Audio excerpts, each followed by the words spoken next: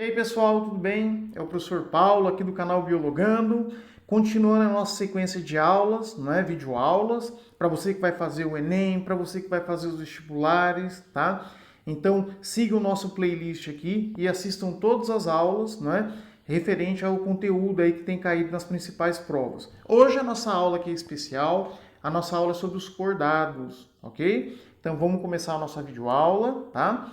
Bom, quando a gente fala aí dos cordados, é bom lembrar que nós temos aí, diferentes classes dentro desse filo dos cordados.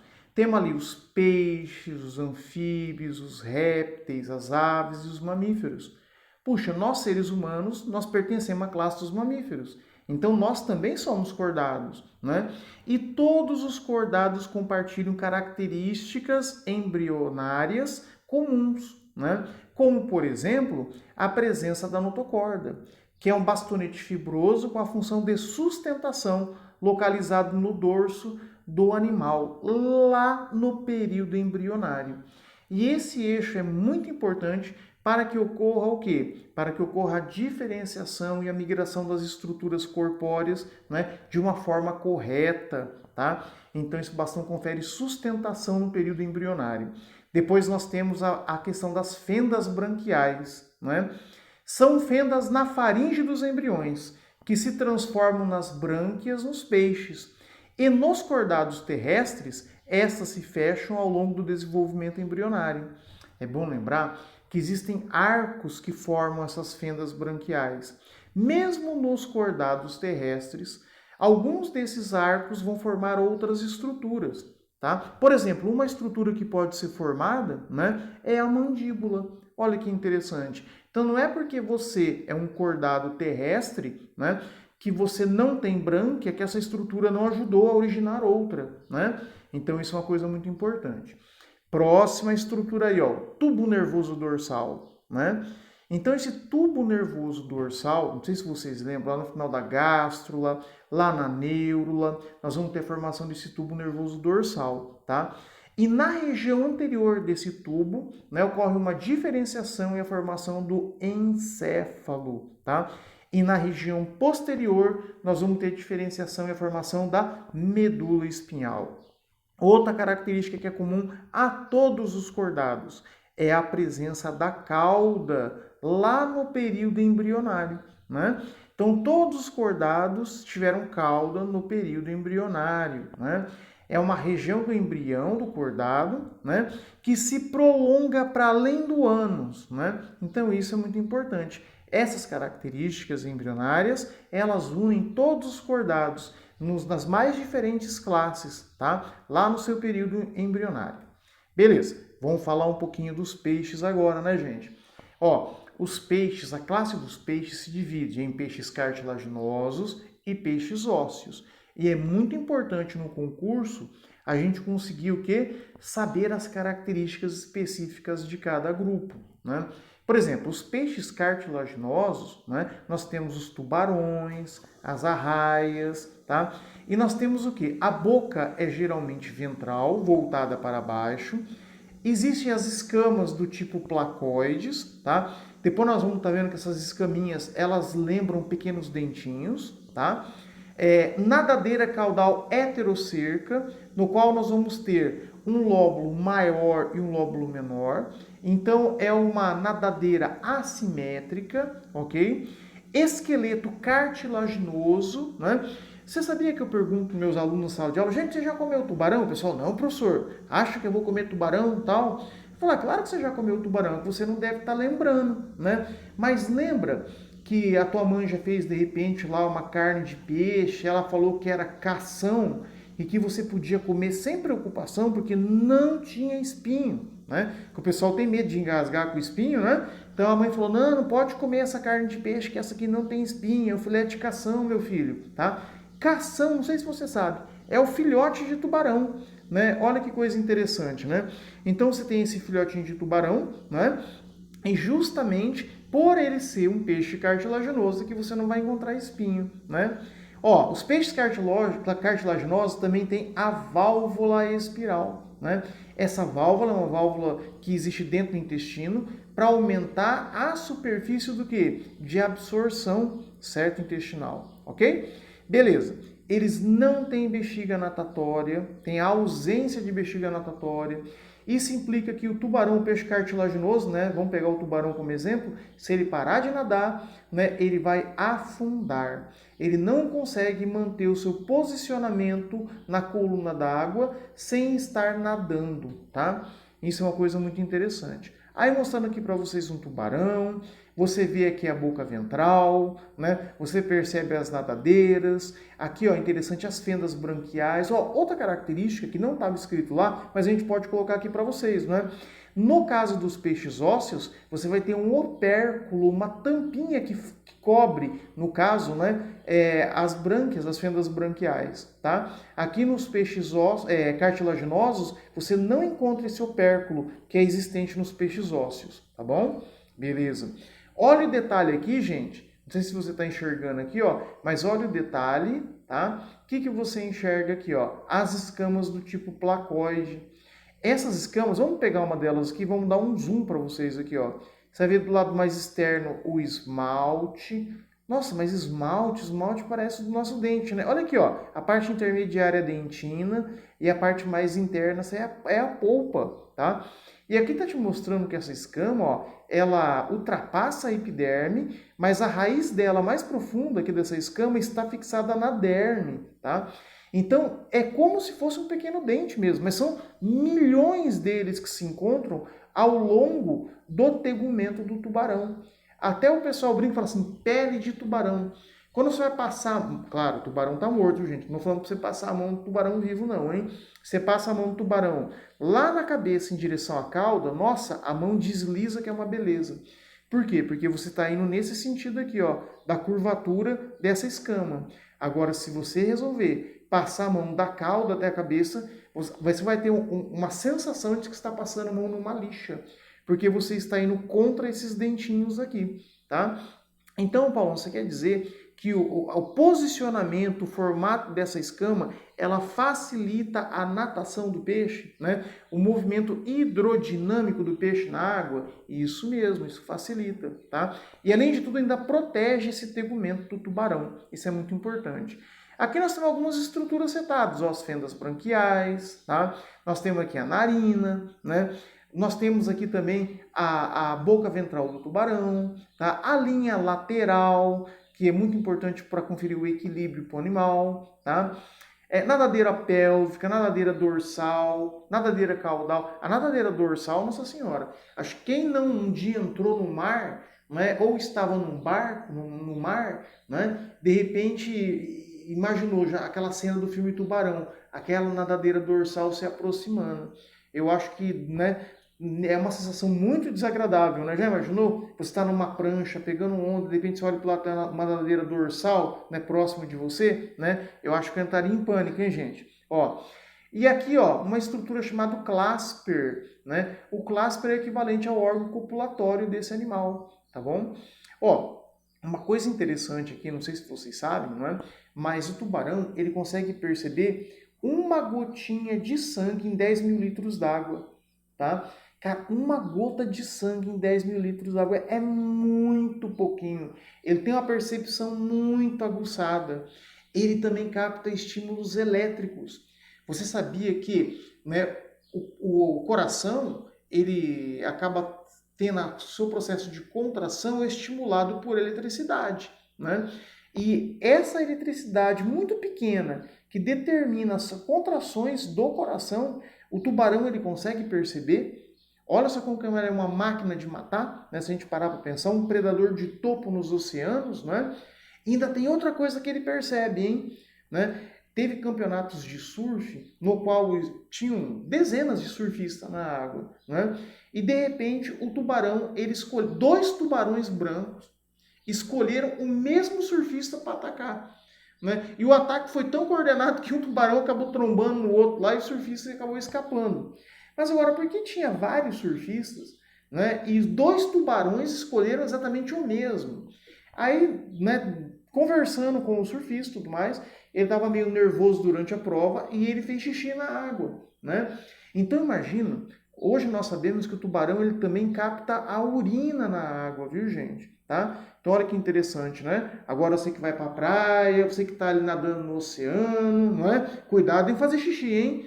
Além de poluir o meio ambiente, o tubarão pode te pegar, hein? Cuidado com isso, hein? Ó, tá lá. Mostrando aí, gente, outra esqueminha aqui com a anatomia, né?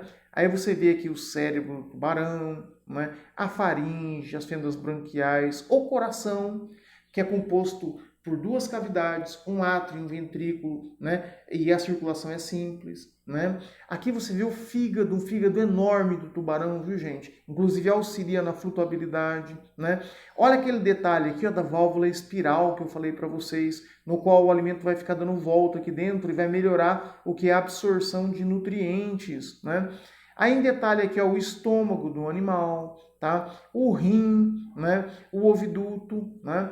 Então, nesse sentido aí, você tem um panorama geral aí, né, das estruturas do tubarão, tá? Olha aqui as fendas branquiais, tá vendo aqui, ó, o olho do tubarão, né? Então, aqui você tem uma visão mais próxima, né? Lembrando também que as arraias, certo? Elas também são peixes cartilaginosos, né? É muito comum as pessoas esquecerem das arraias, mas elas também são peixes cartilaginosos. E vamos falar um pouquinho dos peixes ósseos? Como é que lá ocorre nos peixes ósseos essas características, né? A boca é geralmente terminal. Por quê? Porque lembra que no cartilaginoso era ventral, né? Aqui é terminal. O esqueleto é ósseo, que dá nome ao grupo, né? Peixe ósseo, né? Esqueleto ósseo. Eles têm a presença da bexiga natatória. Escamas são diferentes das placoides, que a placoide é aquela que era parecendo pequenos dentinhos, tá? Os peixes ósseos não têm aquela escama. Eles podem ter escamas do tipo quitenoide, ganoide ou cicloide, tá? Nadadeira caudal homocerca ou dificerca.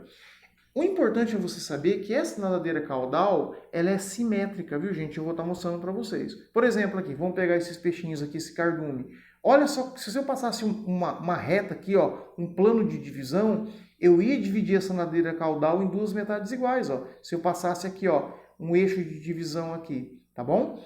Beleza. Olha a boca terminal, olha o opérculo tampando as brânquias, tá vendo aqui, ó? Então, são características muito importantes. E às vezes você vê o cardume, todos os peixes estão paradinhos, né? Parece que eles estão flutuando na coluna d'água. Devido ao quê? Devido à presença da bexiga natatória aqui dentro, tá?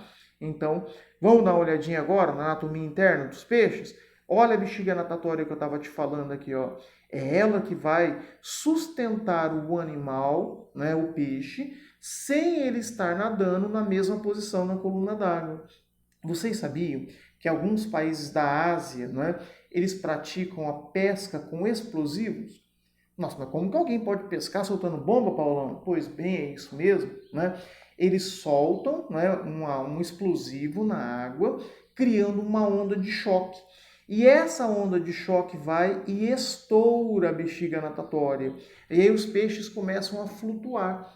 Mas não é legal isso aí, Paulão? Porque ó, de repente o cara não vai conseguir pescar mais fácil. O problema é que causa um impacto ambiental muito grande, né? Porque ele vai acabar matando, né, peixes pequenos que estão fora do tamanho comercial, que são considerados filhotes, e os adultos, né? Então esse tipo de pesca leva alguns anos, você não tem mais peixe no oceano, naquela localidade, tá? Outra coisa interessante também é o padrão de músculos em forma de septos. Não sei se vocês estão vendo aqui, ó. O músculo do peixe é diferente dos outros cordados. Por quê? No peixe a musculatura é em formato de septo, enquanto nos anfíbios, nos répteis, nas aves e nos mamíferos, a musculatura ela é organizada formando feixes. Essa organização de feixes você não vai encontrar nos peixes, viu, gente? Tá? Beleza. Olha aqui, você está vendo aqui o estômago, né? O intestino do peixe, a gônada, bexiga, tá? Aqui a boca terminal que nós falamos, narina, a presença de crânio, tá? Olha aqui a nadadeira caudal do tipo homocerca, certo? Então, as nadadeiras aqui dorsal, né? Então, ventral, tá? Então nós temos, ou nadeiras também chamadas de pélvicas, né, tá? Então nós temos aí várias estruturas, sendo que essas que eu comentei com vocês são as mais importantes, joia? Olha só a questão da bexiga natatória. Nós temos dois esqueminhas de bexiga natatória, né? Bexiga natatória dos peixes mais primitivos, né? Que ela é ligada à faringe. E aí você fala que o peixe, ele é um peixe, entre aspas, né? Pulmonado, né? Que consegue respirar fora da água, né? Não, é porque ele tem o quê? Ele tem essa bexiga natatória que se liga à faringe, ok? São peixes primitivos, né? Tipo piramboia, bague africano, né? Então eles têm essa ligação aqui da bexiga natatória, que permite o peixe fazer trocas gasosas, tá? De uma forma mais eficiente, estando fora da água, ok? Beleza, mas a evolução dos peixes se deu dentro da água, né? Então, a bexiga natatória de um peixe normal, né, seria desse jeito aqui embaixo. Não é desse jeito aqui em cima, não, da piramboia, né, do bague africano. Normalmente, essa bexiga natatória não está conectada à faringe, tá? Aí seria o tipo dos peixes modernos, ok? Beleza. Falando aí do coração dos peixes, né? O que você vai ter aqui? Olha aqui, ó, né? Aqui do lado é o coração do anfíbio, viu, gente? Desse lado aqui, só para você poder comparar, tá? Dos peixes você vai ter o quê? Né? Um átrio e um ventrículo, tá? E a circulação é simples. E o sangue que é bombeado pelo coração do peixe é um sangue venoso, ok? Aí, após passar pelo coração, ele chega nas brânquias, ele torna-se um sangue, entre aspas, arterial, porque é um sangue oxigenado e é distribuído para o resto do corpo. Reparando que nos anfíbios não é assim. Nos anfíbios você vai ter duas cavidades, dois átrios e um ventrículo único. Então já é um coração tricavitário, né? E não tem essa circulação simples. O sangue passa duas vezes aí pelo coração. Então é diferente aqui. Falou circulação simples, né? Coração bicavitário, na hora você já vai pensar, são os peixes, tá bom? Olha aí, ó, um outro exemplo de peixe que as pessoas nem sabem que é peixe. O cavalo marinho, tá? Então, o cavalo marinho é um tipo de um peixe que nós encontramos nos oceanos, tá bom? Vamos falar um pouquinho dos anfíbios agora, pessoal? Quem são os anfíbios? Sapo, rã, perereca, tá? Olha aí, ó, um dos menores anfíbios que nós temos no mundo. Tá vendo aqui o tamanho da unha aqui, é bem pequenininho, né? Quais são as características gerais dos anfíbios? Tegumento úmido com muitas glândulas, tá?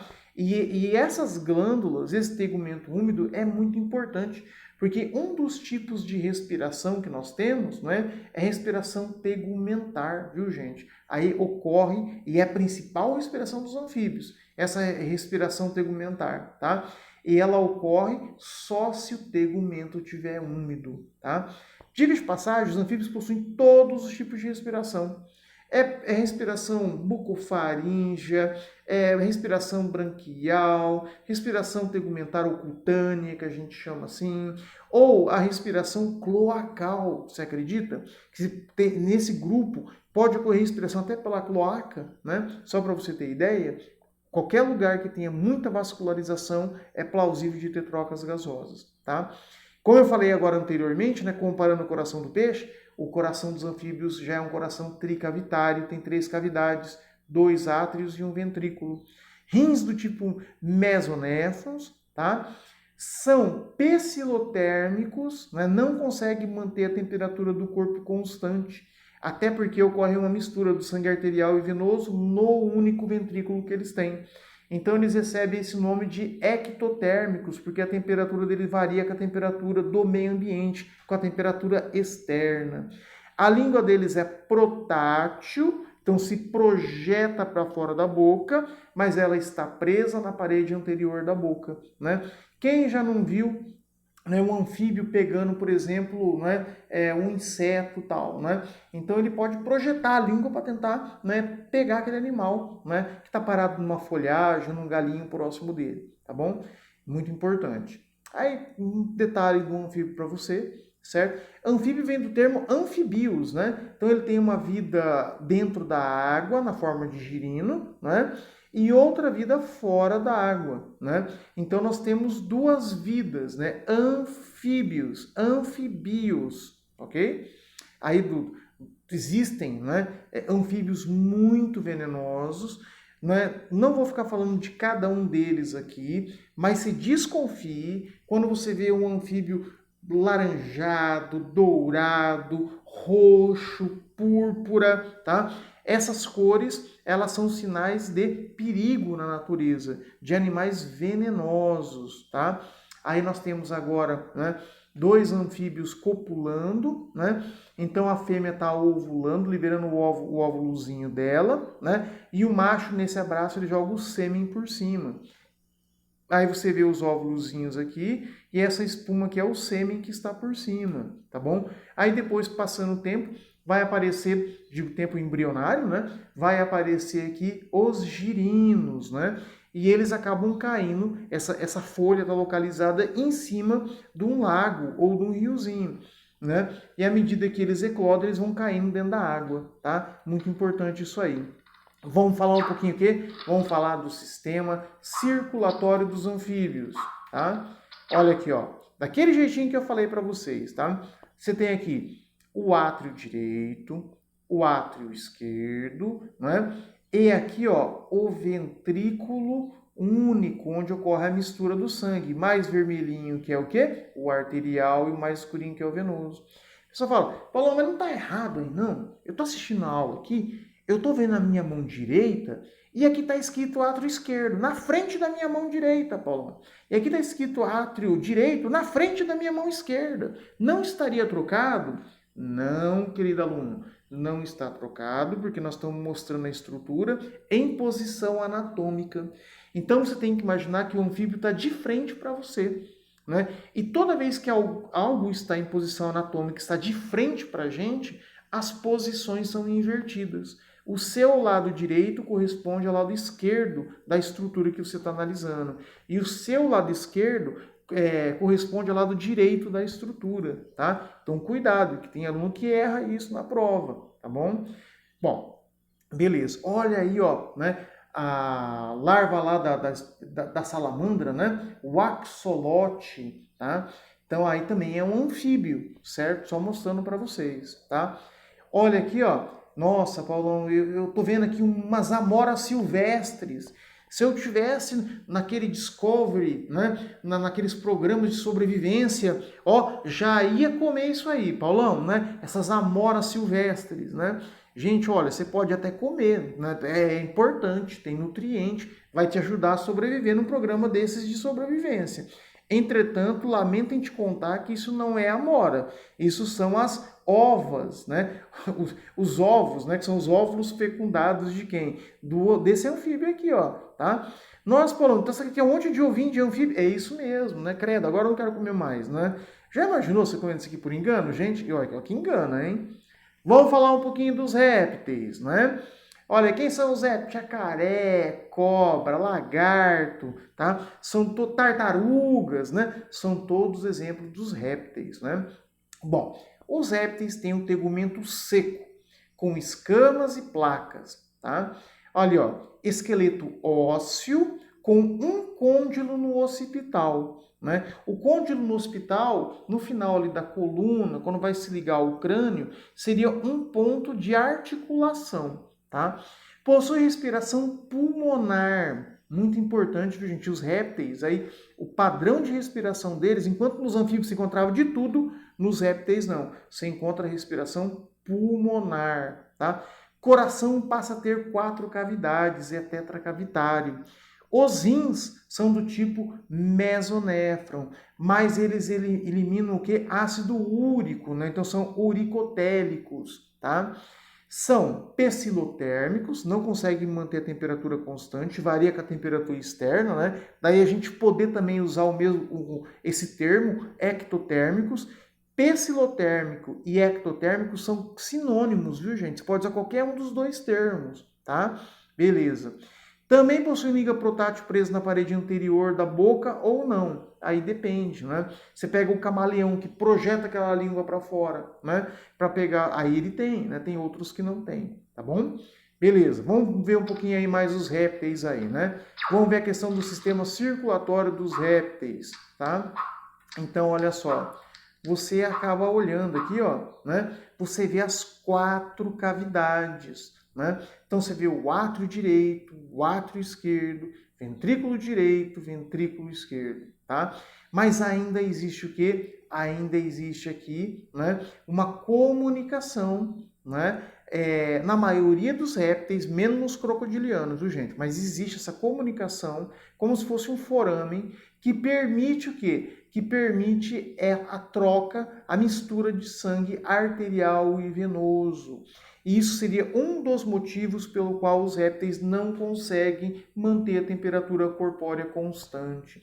Paloma, você acabou de falar que nos crocodilianos, né, as 4 cavidades, né, elas são separadas, né?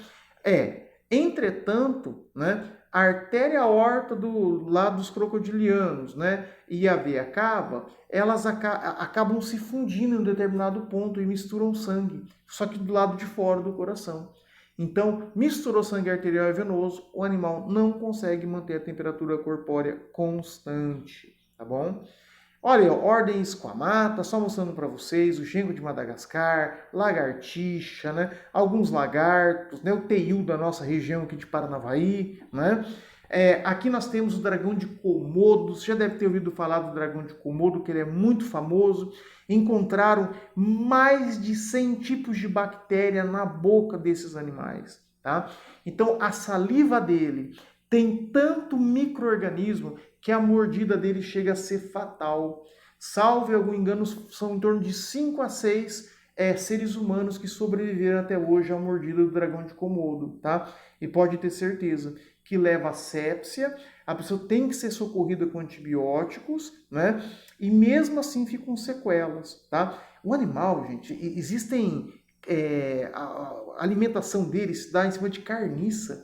Outros animais que morrem, que estão em decomposição, cheio de larvas, e esses dragões estão comendo ali, né? Então, por isso que você encontra essa quantidade de bactérias enorme dentro da boca deles. E isso ajuda eles, né? Porque não é bem um veneno, mas é um jeito que eles têm de matar os animais para poder predar. Eles dão uma mordida e eles sabem que o animal, né? Eles só vão seguindo o animal de longe, que o animal daqui a pouco ele vai acabar morrendo devido à infecção, tá? Então, é uma estratégia evolutiva aí, tá? Aí mostrando as cobras, né, para vocês, que também são também são répteis, é uma coral falsa, né? Mas bota medo, né, gente? Acho que, de uma forma geral, quando a gente tem um encontro com cobras, né, com os ofiuros, né, vamos colocar assim, né? Todo mundo aí tem medo, né, gente? Tá? Porque pode acontecer de você estar de frente com uma cobra que não é venenosa, e pode, de repente, você estar de frente com uma cobra que é peçonhenta, que é venenosa, tá? Bom, hoje não é o propósito da aula a gente ficar diferenciando qual é cobra venenosa e qual que não é cobra venenosa, e sim uma revisão do grupo, né? Nós temos no canal, viu, gente, só colocando para vocês, vídeos que falam da diferença de animais venenosos, animais peçonhentos, né? E ali é abordado boa parte a respeito disso aí, desse conteúdo. Temos também vídeo sobre as diferentes jiboias aqui no Brasil, tá? Com as cobras vivas, né? Que tem uma certificação de criação do IBAMA. Então, o criador certificado está dando uma aula a respeito aí das jiboias, das cobras aqui no Brasil, tá? Então, procure aí no nosso canal que você vai encontrar outros vídeos bem bacanas a respeito, né, das cobras, joia? Bom, aí dando aqui, ó, né, uma ênfase na presa. Existem cobras venenosas, no qual tem aqui, ó, os dentes com uma cavidade, né, chamada solenóglifas, né? Então o dentinho tem uma cavidade por onde a glândula elimina o veneno por dentro do dente, por dentro da presa, né? Gente, não fica pensando que a cobra morde assim, não. É como se fosse uma pancada, ela dá um tapa ali, injeta muito rápido, né? E dependendo da cobra, você nem sabe que você foi picado. Ok? Você sabe. Se for uma jararaca, por exemplo, né, você vai saber, porque vai doer, vai parecer que está entrando fogo na tua veia. Você não tem dúvida que alguma coisa aconteceu com você. Mas se for uma cascavel, o veneno dela é mais potente que a morfina. Então tem uma substância analgésica Então, quando acontece que você leva uma picada de uma cascavel, você fica na dúvida, fala, acho que eu raspei, mas será que é picada de cobra? Eu não estou sentindo nada, que esquisito e tal, né? Então, não é toda cobra, quando ela pica, né, tal, que você vai sentir dor, né? Cascavel, por exemplo, não. Já a jararaca, né, você sente sim, tá? Parece que está entrando fogo na tua veia, diga de passagem, tá bom?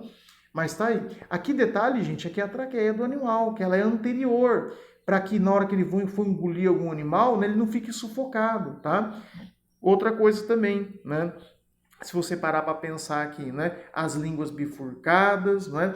A captação, eles têm estruturas, órgãos, que permite a captação da radiação infravermelha, né? Então a cobra, ela consegue durante a noite visualizar o calor do animal para ela poder predar, tá bom?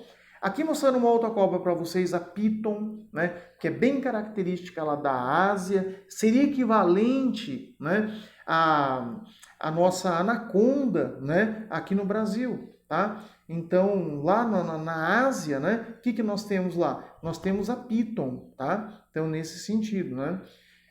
Ordem crocodiliana, vamos colocar aqui para vocês aqui, ó, né, os jacarés, crocodilos, tá? Ó, o jacaré do papo amarelo, tá? Ordem quelônia, o que nós temos aqui, ó, né? As tartaruguinhas, né? Você sabia que essas tartarugas marinhas, um dos momentos que ocorre a maior predação delas é o momento que ela eclode o ovo e ela tem que percorrer a faixa de areia até chegar na água, né?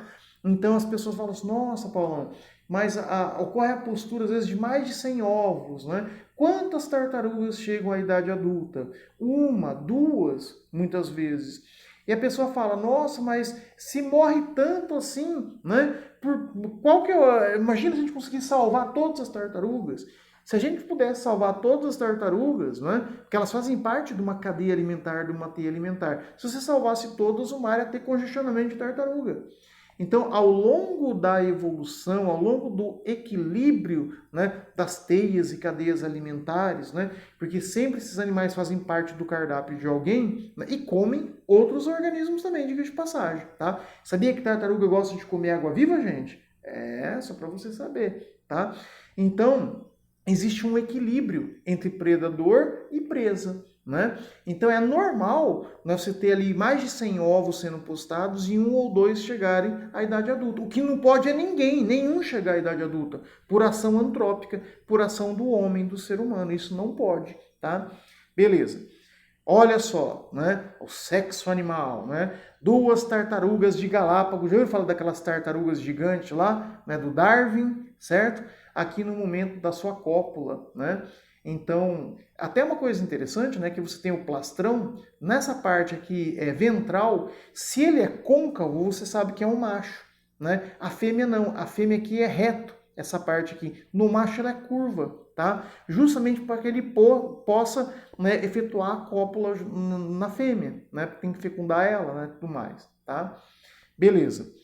Então vamos falar um pouquinho aqui das aves agora para vocês, né? Um grupo que todo mundo gosta, muito diversificado. Quem não é fã aí de um beija-flor, né? Eu adoro bem-te-vi, né? Então existem inúmeros, né? Aqui na nossa região, eu moro em Paranavaí, nós temos tucanos. Aqui na universidade, né, Unespar, a Universidade Estadual do Paraná, no campus, já foi encontrado mais de 40 tipos diferentes de aves. Vocês acreditam nisso? Né? Já foram fotografados tucanos, arara, né? Maritaca nem se fala, tá?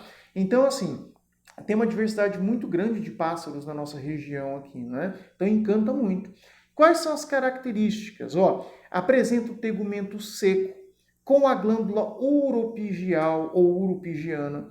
Essa glândula é uma glândula que existe perto da cauda do passarinho, que ele fica lá em cima da cauda, ali praticamente, né, passando o biquinho dele e esfregando nas penas.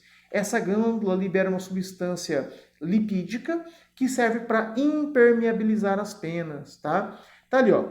Esqueleto com ossos pneumáticos, né, para facilitar o voo, é um esqueleto mais leve, né? Possui um côndilo no occipital. Já viu como uma coruja, todo mundo que tem um côndilo no occipital, gente, tem uma rotação da cabeça muito grande, tá?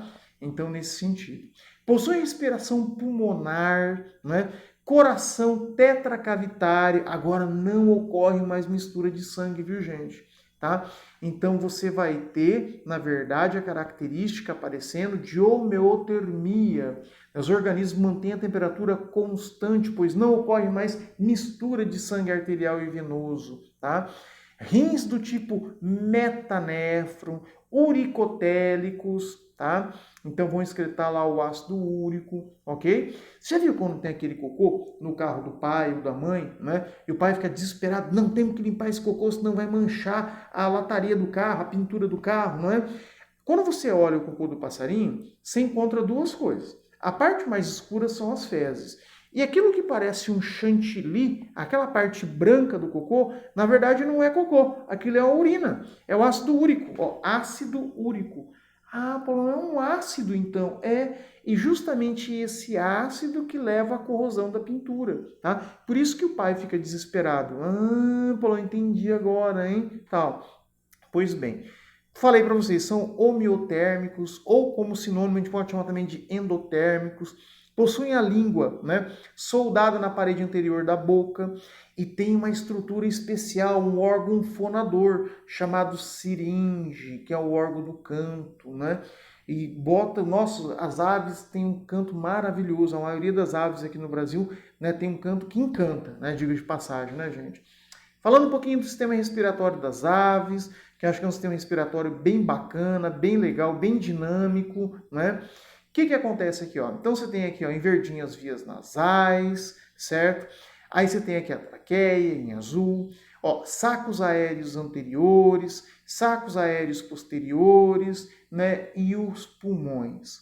Então, quando o animalzinho ele respira, você manda através da traqueia ar tanto para os sacos aéreos anteriores como para os sacos aéreos posteriores. E esse ar que é inspirado, ele vai passar pelo pulmão 2 vezes. Olha que bacana, né?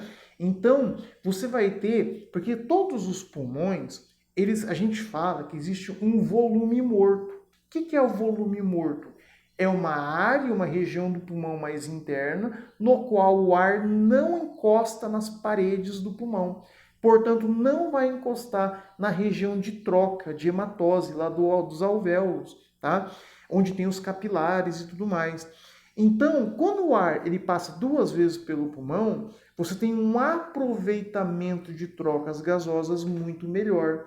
Sem contar, gente, que parte dessas aves voam a grandes altitudes, onde o ar muitas vezes tem uma quantidade um pouco menor de oxigênio. E você precisa ter um aproveitamento melhor de trocas, tá bom? Então, seria aqui, né, o esquema do sistema respiratório das aves, tá? Beleza. Vamos mostrar agora o sistema circulatório. Olha só aqui, ó, as 4 cavidades, tá? Então, você tem o átrio direito, átrio esquerdo, ventrículo direito, ventrículo esquerdo. E olha só, lado esquerdo e direito do coração não mais conectados, né? Como que eu vou saber então que é um coração de uma ave e não é de um mamífero, Paulão? Porque os dois têm, na verdade, 4 cavidades, né? Pois bem, você consegue identificar pela curvatura da artéria aorta. Se a artéria aorta ela está curvada para o lado direito, Paulão, mas eu estou vendo ela curvada para o lado esquerdo aqui. Mas eu já contei para você, querido aluno, que o coração está em posição anatômica, ele está de frente para você. O seu lado direito vai corresponder ao lado esquerdo da estrutura e o seu lado direito vai corresponder ao lado esquerdo, tá? Então é invertido. O que é seu lado esquerdo, na figura vai ser lado direito. O que é seu lado direito vai ser lado esquerdo na figura, tá? Então repara que sim, ela está curvada para o lado direito. Até está escrito aqui, ó, átrio direito, ventrículo direito, está curvado justamente para lá. Aí você sabe que você está de frente para um coração de uma ave, tá? Olha que... Não, mas eu sei pelo tamanho, Paulão. Porque imagina, vou pegar aí um coração de uma galinha. Como é que alguém vai confundir com o coração de um ser humano? Gente, mas acontece que a gente está falando de mamíferos, aves e mamíferos. Existem mamíferos de pequeno porte que o coração é pequenininho, aí você poderia confundir. Assim como tem aves de grande porte, pega uma avestruz, por exemplo, não é? Então imagina que daí o coração se aproxima aí do coração do tamanho de um ser humano, tá? Então, tecnicamente, né, para você não cometer nenhum erro, tem que olhar a curvatura da artéria aorta. Falou das aves, né? Vai curvar para o lado direito, ok? Aí, ó, artéria aorta. Tá. Nós temos aí uma coisa interessante também em termos de evolução, né, para o voo, né, gente? O que nós temos de evolução aí para o voo, se parar para pensar, né, das aves, né? A ausência de dentes. Nós temos os bicos córneos, muitas vezes, não é?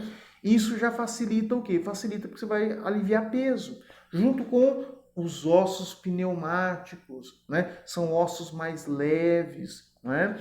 Outra coisa importante, a presença de penas, tá? Isso é muito importante para o voo. As penas têm funções imprescindíveis para o voo, né? Outra coisa importante, não sei se você sabe, a ausência do intestino grosso. As aves só têm intestino delgado, então elas não têm retenção de fezes, elas não têm prisão de ventre, viu, gente? Tá? É interessante. Quem tem passarinho em casa, você vai olhar no final, você limpa a gaiolinha lá, ou tira a areinha do fundo da gaiola, no final do dia tá cheio de cocô, certo? Então o passarinho, o fluxo intestinal dele é muito rápido, porque ele não tem um intestino grosso, tá bom? E isso, na verdade, é o quê? É algo que ajuda na questão do voo desses organismos, né? Das aves, tá bom? Beleza. Olha aí os filhotinhos, né? Esperando a mãe chegar, né, para distribuir o alimento, tá? Então, muito importante, né? Existem aves que nascem completamente desprotegidas, né? Diferente de um pintinho, né? Você pega lá, por exemplo, de um pato, né, de um marreco, que eclode o ovo e a ave já está praticamente formada, né?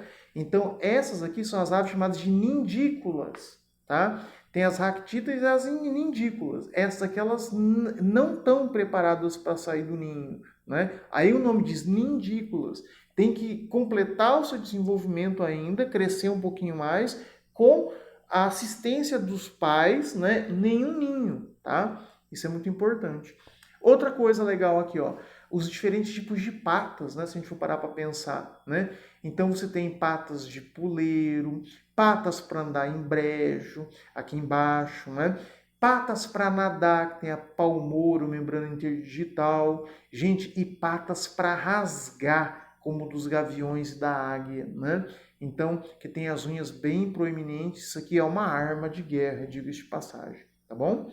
Ali, ó, os ovos, nossa, muito importante a existência dos ovos com casca, para a proteção do embrião, né? Lembrando que ovos com cascas, enquanto o grupo apareceu lá no grupo dos répteis, né?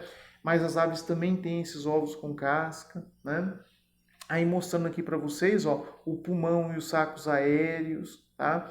Então, só mostrando aqui, eu fiz um esqueminha com quadradinhos ali e tal, né, retângulos, né, para mostrar para você o esquema da respiração. E aqui você está vendo justamente aqui com os sacos aéreos, tá bom? Beleza. Gente, olha aí, você acredita que eu já vi aluno falando para mim que pinguim era peixe? Eu quase tive um infarto do coração, né? Como que vai falar que pinguim é uma ave? Pinguim é ave, pelo amor de Deus, gente, tá? Não vão errar isso. Falando mais nada, ué. Mais nada não tem problema de nadar, tá? Ela tem, digamos assim, a evolução dela tem uma preparação corpórea para voar na água, né? Se você olhar um pinguim nadando, você tem a impressão de dentro da água que ele está voando, né? Então, as mesmas, a quilha dele, né? A musculatura, né? Então, assim, a aerodinâmica dentro da água a gente chama hidrodinâmica, né? É muito parecida com as aves que voam, tá? Então, na verdade, pelo amor de Deus, não é porque está dentro da água que é peixe, tá? Se fosse assim, então você tinha que falar que baleia também é peixe, né? E não é mamífero, tá? Então, cuidado com isso. Repare todas as características, bico, córneo. Você acha todas as características que nós citamos nos pinguins. Então, isso justifica que eles são aves, tá bom? Não pode cometer nesse erro aí, hein, gente? Olha aí os mamíferos. Gente, olha que fofinho, não é? Já imaginou, né? De repente você olha os mamíferos, a gente já começa a ver aquela proximidade com a gente, né? A gente até começa, de repente, assim, nossa, olha, né? O bichinho, ele tá sentindo, né? A gente tem essa ideia, né? Já dos sentimentos, essa ideia do sentimento ligado mais aos mamíferos, né? Mas todos os animais, viu, gente? Essa questão de desenvolvimento cognitivo, de cérebro, de sentimento, né? Você sente frio, sente calor, isso é uma forma de você sentir, né? Então, tecnicamente, claro, a pessoa fala isso pensando cognitivamente, mas esquece que nós temos terminações nervosas que são as portas do sentido, né? Então tem que tomar cuidado com essa afirmação, tá? Quais são as características dos mamíferos aí, Paulão? Ó, tegumento com glândula, é glândula sudorípara, é glândula odorífera, certo? Que nós temos, né? Então nós temos uma riqueza de glândulas muito grandes no nosso corpo, glândulas salivares, né? Aí claro que não é no tegumento, digo de passagem, né? Mas nós temos uma quantidade de glândulas muito grandes no nosso corpo, tá bom? Bom, beleza. Ó, possuem glândulas mamárias, tá? E aí vem o nosso nome específico de mamíferos, né, gente? Possuem 2 côndilos no occipital. Isso limita a movimentação da nossa cabeça. Olha lá, 180 graus, tá? Então você não consegue virar além dos teus ombros, né, a sua cabeça, ok? Beleza. Possui respiração pulmonar, né? Gente, é só pensar na gente. Quando você quer pensar no mamífero, pensa na gente, né? Como é que você respira? Ah, respiração pulmonar. Você tem glândula mamária? Ah, eu tenho. Você tem glândulas no seu corpo? No seu eu tenho, né? Então é só você pensar em você mesmo, tá? Possui coração com 4 cavidades, tetracavitário. Também não ocorre mistura de sangue arterial e venoso, né? Rins do tipo ureotélicos, né, gente? Nós excretamos o quê? A ureia, não é verdade? Então tá ali, né? Somos o quê? Homeotérmicos ou endotérmicos, né? Possuímos 12 pares de nervo craniano, tá? Podemos ser como plantígrados, andando sobre a planta dos pés, digitígrados, alguns que andam sobre os dedos, né? E ungulígrados, que andam sobre os cascos. Exemplo, né? Você tem lá a zebra, os cavalos, né? Tá? Então são ungulígrados, ok? E o sistema circulatório dos mamíferos, vamos ver aqui, Paulão, olha só, mostrando aí para vocês, tá?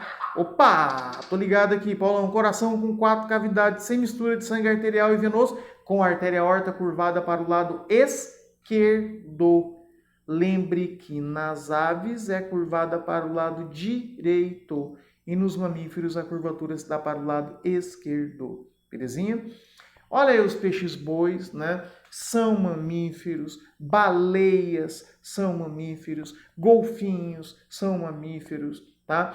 Então aí teria aí, né, girafa, leão, cachorro, urso, né?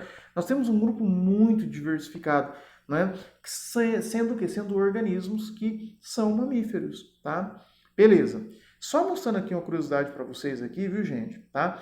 Lembra das aves que eu comentei com vocês que tinham que o intestino delgado, né? Tá vendo aqui, ó? Ó, você não tem o que? O intestino grosso. Olha aqui nos mamíferos que você passa a ter o que? Esse intestino grosso, tá? Então isso aqui é bem interessante aqui. Ok, ó? Tá vendo? Você tá enxergando aqui, né? Tá ruim o meu mouse aqui, tá bom?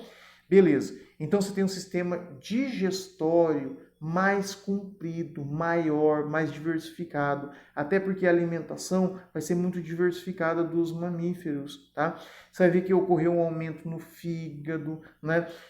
Outra coisa, né? É uma coisa que nós não temos e que as aves têm, tá? Só comentando, né? As aves têm um papo, né? Esse papo, na verdade, ali começa a ocorrer uma digestão, um tratamento químico, né? E eles têm também, né, uma moela, que é um estômago mecânico, no caso das aves, tá? Que tem umas pedrinhas. Por isso que o passarinho fica comendo aquelas pedrinhas do fundo da gaiola, tá? Como eles não têm dentes, eles têm que triturar para aumentar a superfície de contato do alimento com as enzimas digestivas, né? Então essa moela se faz necessária, porque o animal não tem dente, ao passo que os mamíferos passam a ter diferentes tipos de dentes. tá bom? Isso é muito importante a gente perceber, tá? Então nós temos um aumento de complexidade, né? Ó, o aumento do tamanho do pâncreas, do fígado, tá? Do intestino, né? Então nós temos um aumento principalmente da complexidade do organismo, tá bom? Pessoal, ó, mostrando aqui os pulmões para vocês, não é? Olha que interessante aqui nos anfíbios, tá? Um pulmão muito atrofiadinho, tanto é que a principal forma de respiração é cutânea. Nos répteis já passa a ser respiração pulmonar, já tem um pulmão eficiente, né? Então aqui você tem a principal forma de respiração pulmonar. E olha nos mamíferos, gente, como que ocorreu, né, um aumento significativo do pulmão, uma organização de alvéolos e uma troca gasosa muito mais eficiente, tá bom? Bom, mostrando aí para vocês a questão do sistema circulatório que a gente tinha comentado, né? Então, os répteis com 4 cavidades, mas se conectam, né? Nas aves e nos mamíferos, 4 cavidades, coração tetracavitário, mas sem conexão, né? Do lado esquerdo e direito do coração, né? Sendo que a artéria aorta nas aves está curvado para o lado direito e nos mamíferos para o lado esquerdo. Lembrando que tanto aves como mamíferos, nunca esqueçam disso, são animais homeotérmicos, ou também chamados de endotérmicos, ao passo que répteis, anfíbios e peixes são chamados de pecilotérmicos ou ectotérmicos. Com isso, nós chegamos ao final da nossa revisão, da nossa aula sobre os cordados. Olha que caprichada, que bacana. Espero que ajude vocês, espero que vocês tenham gostado aí. Lembrando que é uma revisão, tá? E boa sorte nas provas, que todos os seus sonhos se realizem, tá? A gente fica muito feliz aí quando tem um feedback de vocês. Fala, ô Paulão, passei, ó, consegui realizar meu sonho, né? Então é uma alegria muito grande para a gente poder ajudar vocês, tá bom? Então, um abraço a todos. Lembrando, se você gostou dessa videoaula, se inscreva no canal. Toda semana estamos postando conteúdo novo. É bem interessante, é bem legal, né? E é uma honra ter vocês na nossa família Biologando, tá bom? Gente, um abraço a todos. Tchau, tchau.